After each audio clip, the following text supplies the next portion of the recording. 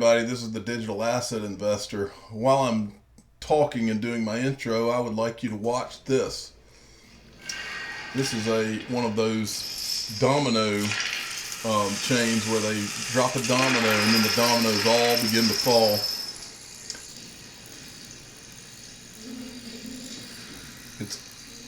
It's almost as if you can't stop watching it because it mesmerizes you and you have to see it all the way to the end.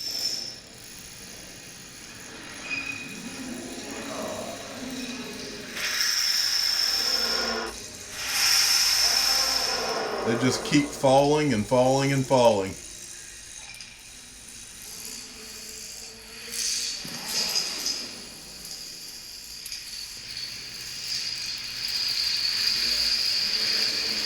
Well, I won't show you any more of that. You can go to YouTube and watch as many as you want. But I wanted to show you those dominoes falling because that, in my opinion, is what your investment in XRP is going to feel like in a much better way in the coming months to a couple of years. When I started looking at news this morning, I started seeing a lot of central bank news pop up in the headlines, which kind of gives me a gut feeling that something is amiss with the central banks having to do with cryptocurrencies. This first article was on CoinDesk about central banks will jumpstart the decentralization of money, and they were just basically talking about how there was a conference in Switzerland, and the elephant in the room was cryptocurrencies, and the gist of the article was that these central banks know that it's just a matter of time that they have to, in one way or another, adopt cryptocurrencies or die. And then I was looking through the news, and everywhere I went, they kept talking about central banks. The next thing I saw was this article about Ripple and the Bank of England, how the Bank of England has been testing XRP for cross-border payments.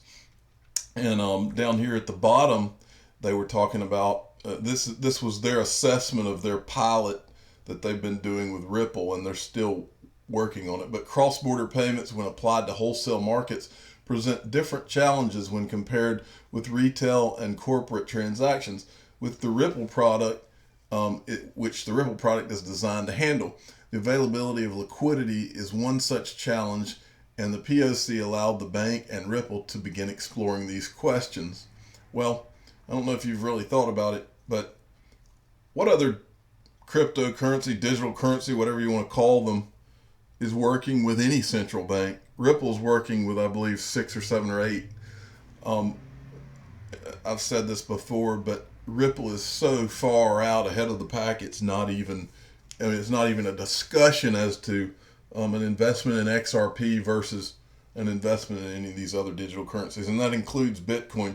You don't see them testing Bitcoin because Bitcoin is slower than any of these digital currencies because it was the first one through the gate, and it's not an improved technology. It's already a dinosaur in terms of these others.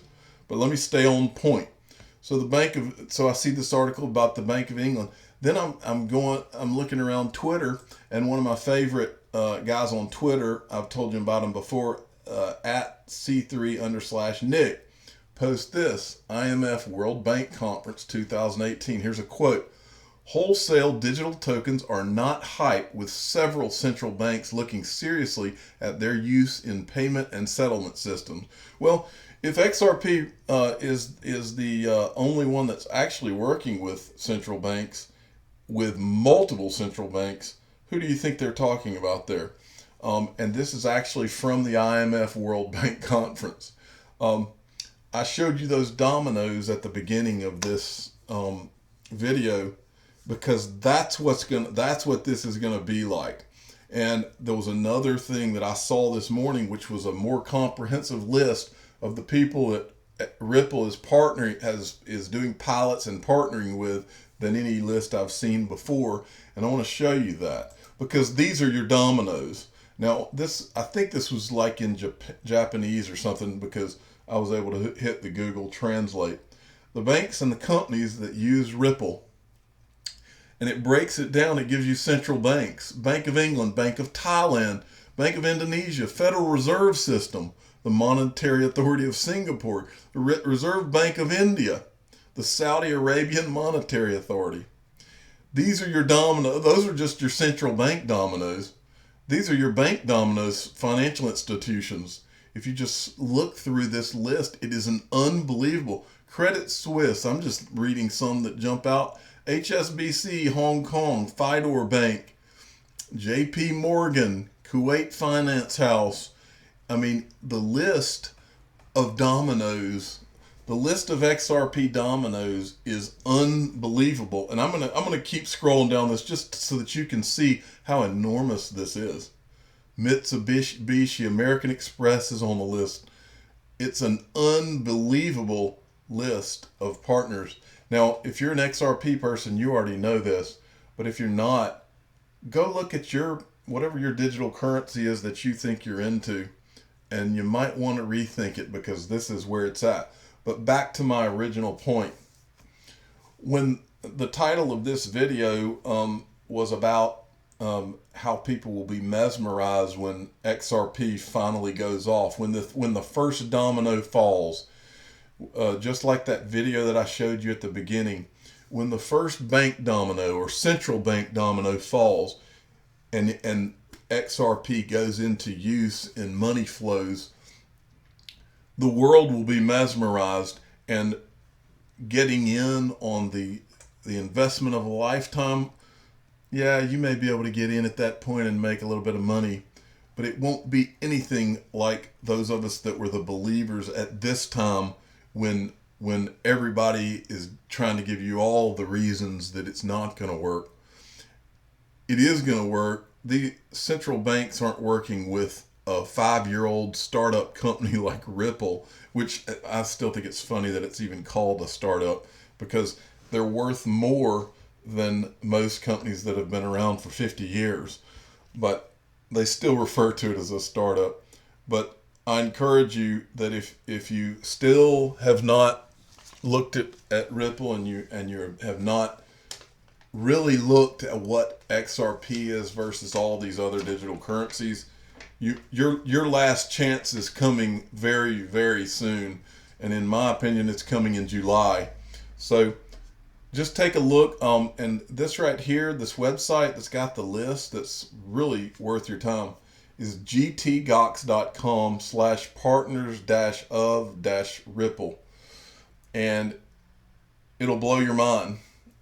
So don't be one of those people that's sitting on the sidelines mesmerized, because what I'm going to be mesmerized by is the value of my investment going up, and you should be too.